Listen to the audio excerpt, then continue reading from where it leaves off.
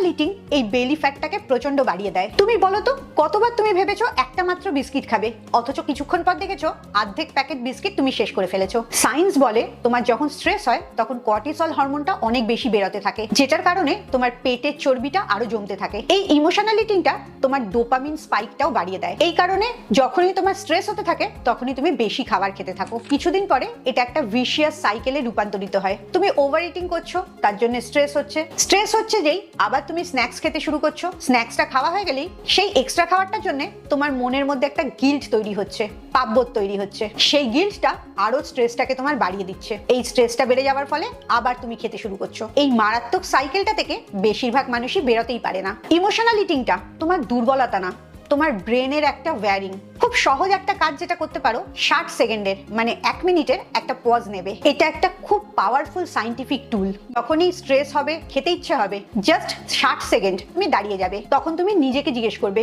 তোমার কি খিদে পেয়েছে বলে তুমি খেতে চাইছো, নাকি তুমি রেগে গেছো, দুঃখ পেয়েছো, একাকিত্বে ভুগছো, কোন ইমোশনটার জন্য তুমি খেতে চাইছো। এই প্রশ্নটা যখন নিজেকে করবে দেখবে 70% ক্রেভিং তোমার সেখানেই শেষ হয়ে গেছে। এক্ষুনি এই এক্সারসাইজটা করে দেখো।